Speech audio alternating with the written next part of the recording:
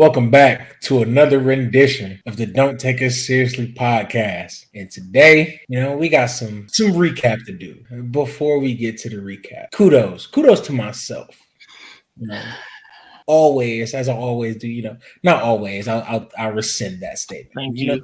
Yeah, I got you for mostly making the right picks. And it comes again, I have a statement that I say very frequently.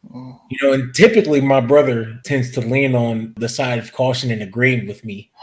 There's just two individuals you don't bet against. One of them being the retired GOAT, and the other one being Patrick Mahomes. And he just so happened to bet against Patrick Mahomes and lose. And with that, you got a nice little clip of his penalty. This is Velo and Andy Reid.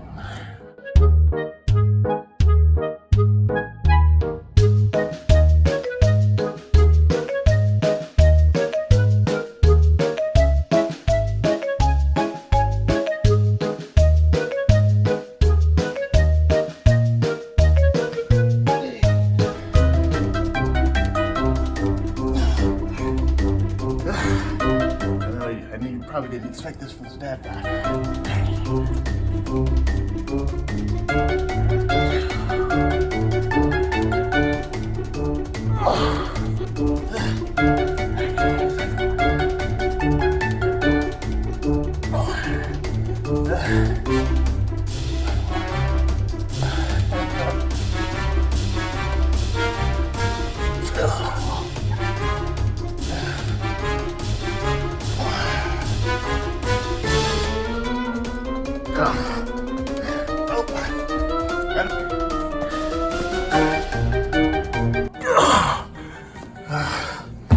All right, you got this one.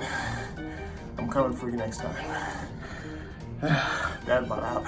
Hey, let's get into this Super Bowl recap. Such a magnificent game, elaborate play, just for the fate to be decided by a dude in black and white. It's crazy.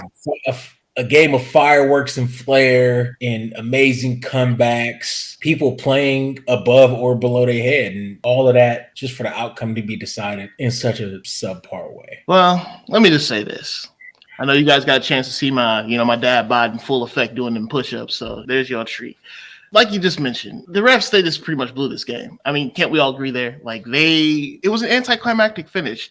They concluded a what could have been great game through and through from start to finish. This made it kind of weird. It just gave it a meh ending. I don't like that. I don't like that at all. It almost kind of feels like you get this gourmet meal, you're at a 5-star restaurant and the meal comes out and it's like, oh man, this looks so good. They pull off the silver platter and everything. And it's like, oh, okay. And it's got a hair. That's what this game felt like. It's like, what are we doing here? I don't even want to eat the food anymore. Like, throw it all away, because it just leaves a bad taste in your mouth that this game was just kind of taken from the fans due to a penalty that was on James Bradberry for the holding on Juju. Yeah, man. And it's, even though James Bradberry admitted to the hold like he's supposed to, you got to take your licks for the team. It showed a certain caliber of individual, regardless of perspective by the fans or the refs or anybody, to own up to it and stand on it for your team and take the brunt of what is to come, especially from Philly fans, one of the wildest fan bases in the NFL. And outside of that, though, man, it's just not the way to end the biggest game of the year on the biggest stage. Yeah, it's just wild. The refs, I don't care what football game it is, whether it's regular season, postseason, the refs should not have the power to decide the way a game ends. Now, regardless of the fact, do I think that Patrick Mahomes and them were going to win? Absolutely. I still don't feel the refs should have the power to make the decision on who the victor is. Yeah. It's just...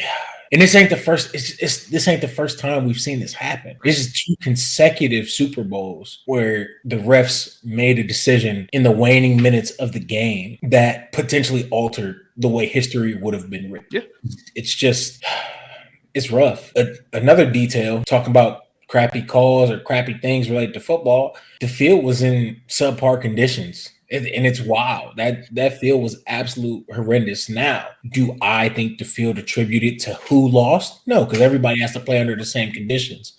But for that to be a Super Bowl played on such subpar conditions, that was just piss poor preparation. I mean, it's weird because you look at the way the field was kind of set up. They say, from what I've seen, from what I've got written here, it's saying they put about $800,000 into this field leading up to it. They had 2 weeks of time to prepare this, to go ahead and, I don't know if it's cured, or they were sodding the field and everything, and they were trying to get it prepped and ready. I don't know why, but they didn't do any testing on it, or at least it doesn't seem like they did. Because why is it that the first time that it's actually getting any action on it is during the game? So what if there's any imperfections, or if there's anything that you guys could better with it? I mean, this is a $30 billion revenue company. Like, don't you think that the player safety should matter in this situation? It just seems odd that we have the college football playoff game, the TCU Michigan game, and there were reports that people were sliding all over the field there. I mean, the quarterback fell. He slipped on the first play. So on that same field, you have weeks later, you have the Super Bowl, and you guys still mess it up? It's like, so you look at these situations, and I know this is supposed to be some turf grass combo, but you got to do better by your athletes, because this just isn't legit, and this doesn't stand up to this stage. Agreed. I couldn't put it a better way. On a greater note, are you finally prepared to accept Patrick Mahomes as your Lord and Savior? No. I'm definitely not going to accept him as my Lord and Savior. What I will accept Patrick Mahomes to be is a great quarterback. I accept Patrick Mahomes for his 2 Super Bowl MVPs, for his 2 regular season MVPs, for his 3 AFC championship wins in 5 seasons. It's impressive. It's a trajectory that we haven't seen another quarterback do before. Not this many accomplishments at this rate. He's 27. It's pretty remarkable. So if he keeps up this pace, there's going to be more special things to come. It's already looking like he's already got a Hall of Fame career locked up, and by the end of it all, he could have 2, maybe 3 Hall of Fame single careers in his one career. I always say that I hate comparing Brady to Patrick Mahomes. I kind of don't like comparing the eras, but Brady had 3 Super Bowl wins before the age of 26, and Patrick Mahomes is very close in proximity to some of the things that we've seen Brady to achieve, and already kind of ascending some of those statistical categories. Let us not forget, man, Patrick Mahomes is playing in right now an AFC where you have no more or less than 6 elite caliber quarterbacks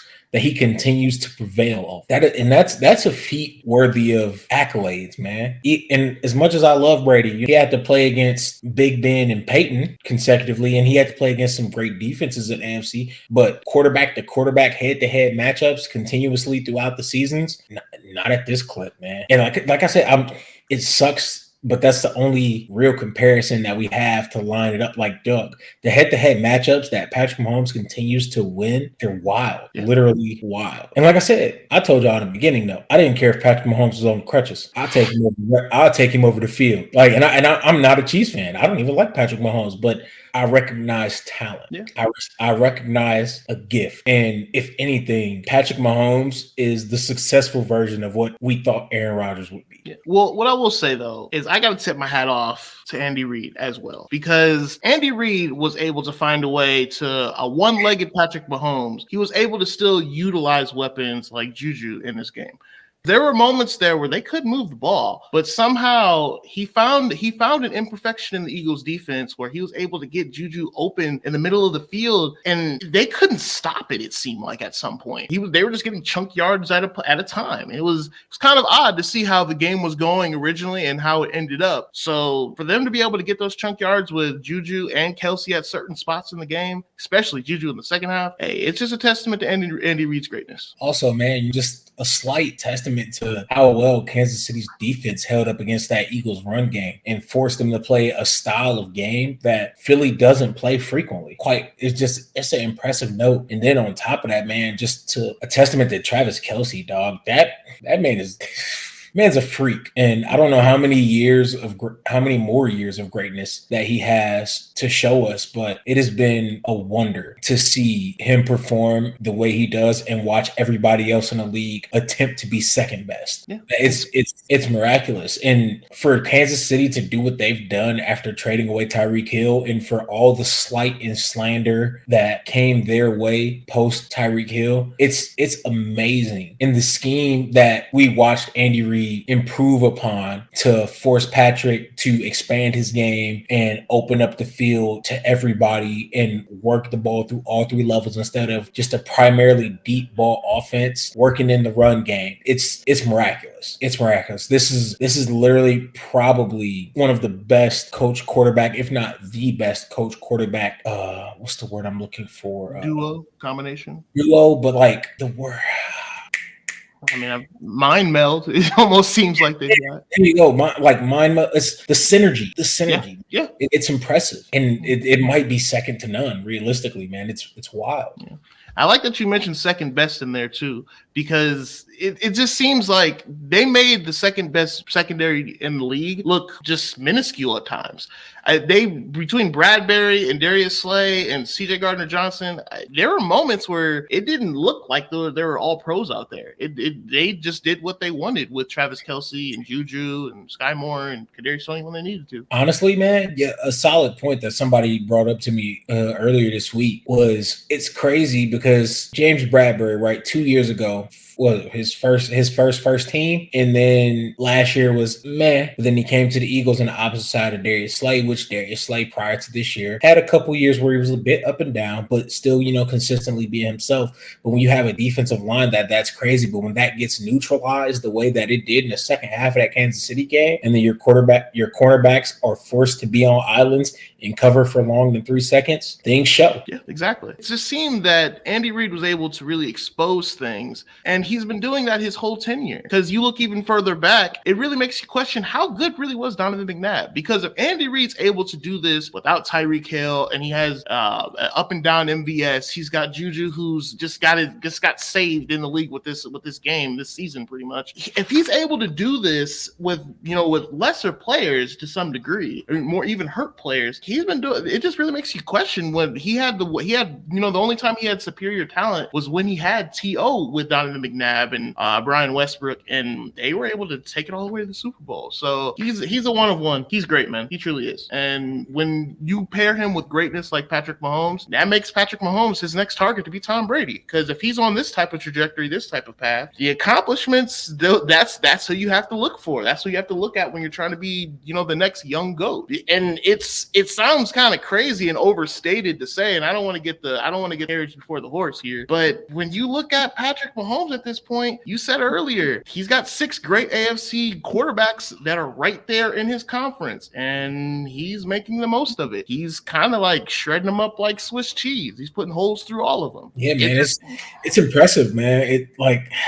Obviously, Patrick Mahomes and Tom Brady are 2 entirely different talents, but just to watch the show that Patrick Mahomes has put on for us since coming into the league, it's miraculous. And, I'm not going to say Patrick Mahomes is nothing we've ever seen. To see the success so early in his career and the consistency, that is like nothing we've ever seen. Yeah. And it's freakish, to be honest. It truly is. I don't want to forget about the other quarterback, though, because this was a blow for blow back and forth. Jalen Hurts. He put on a show. He truly played super in this game. It's not that he did no wrong, but he put his best foot forward. He played his best game on the biggest stage that he's had in his career. And I want to give him some credit for that. We've questioned his arm in the past. I still say that his arm's not the greatest, but at the same time, he made the throws when it counted. He was able to take advantage of some running lanes when he needed to, and they took away his running with his running backs. It wasn't as effective as it normally would be, and he went out there and he threw touchdowns, and he had no trouble with it even after the fumble in the second. For no lack of better terms, man, it's just impressive, man. To watch Jalen show up with his style of play in the normal way the offense is ran, focusing through the RPOs, having to run the game through the play action in such a run-heavy offense, and for him to take that step on the biggest stage. Like, granted, yeah, he's done it a couple times, but to show up like that in that moment, not being prepared for your run game to be shut down like that, It was a work of art. I cannot take anything away from the performance that he put up. He passed for 300 yards, and he made the best use of his legs to give his team some semblance of a run game whatsoever. I've seen people say that we saw his limitations in that last pass. I don't agree on that because I do agree where somebody brought up a point where maybe Jalen is still hurt. But for him to put up that level of performance through whatever potential injury or anything, it was just it was miraculous. Because we've seen him make those throws before. 60-yard bombs down the field to those elite talents. We saw that Alabama. We saw that Oklahoma. We've seen it this season. It was sad to see the game end like that and not see him able to make that throw. I don't believe that was because of his lack of talent. I will say, though, to put a little bit of a button on it, but to kind of go a little further, he played with the heart of a champion, no question. The problem is that the other player on the field was the true heart of a champion in Patrick Mahomes, because he came out that tunnel after getting rolled up on in the first half. He just went to town. He showed that he's the real MVP. He's the real him. I'm not going to fault Jalen Hurts for that. What I will fault him for is I do believe that his arm is still a weakness. Is he great? Yes, he's great. No question. He showed out, and he showed up and showed out in this game. But I would say that that's a limiting factor to his success. It can be. When you look at Jalen Hurts in this, just in totality, he's built like a brick shit house. He's huge. There's no question that he's strong. There's no question that he's got the will. He's got the determination. He's a leader in that locker room and a true leader. But every being's got limitations, and I would say his arm is that to some degree. Arm accuracy. I can understand that. I won't refute your point. I do disagree. I can understand your perspective for sure. And it's shitty, man, because especially seeing how as many free agents potentially as Philly will be dealing with this offseason, this 2022 really might have been his best chance. And it's shitty it sucks. It sucks to know that this spectacular season, these spectacular performances emphasis on may, have been their last opportunity to succeed at this high of a level. And I was going to say one other thing that he's lucky is that what he's not going to be missing next year is some offensive linemen, which was not the problem in this game, actually, because the offensive line was the difference in this game. The Chiefs, they came into this game. I thought that the Philly defense was going to get after them. 70 sacks in the season, only 1 of 4. They neutralized them. They made them look like little giants out there because they were dominated from the first snap. No sacks given up. I give full credit to the Chiefs offensive line because I didn't expect it. It's crazy, man, because we brought it up in the pregame, right? We brought it up in our pre-Super Bowl episode. Go watch that if you ain't seen it, by the way. I made a statement that Kansas City had the highest win rate 1v1 offensive line in the league. And them boys showed they ass, especially in that second half of that football game. You know, they got Pat a little flustered in the first half. They got down behind, but in the second half, those 3 unanswered scores where Pat was untouched, and he was only sacked 1 time in totality to begin with. That is a testament because, like we say all the time, typically the team with the better quarterback is the team to win, but games are won in the trenches. And on both sides of the ball, Kansas City's line showed up when it was most important. No discredit to Philly's O-line or D-line. Because, again, 73 sacks in the season from Philly's D-line. And they played a spectacular first half. But they needed to pull through in the second half. But Philly's O-line, by no means, were lackluster. By no means. It's just... I will say one thing, though. I have to discredit the Philly D-line because Jalen Hurts did enough. And I know you're pointing out more of the second half, but Jalen Hurts did more than enough to win that game. And that defense has to come through. And they just didn't get it done. And I think teams need to really focus. One other thing. I think something that kind of gets overshadowed just slightly is that Patrick Mahomes didn't actually take a sack in this game. Jalen Hurts only took one when he was running out of bounds, which is crazy to think of that this wasn't a game that was impacted that way, even though there was a strip for a touchdown. But that's just another random fact.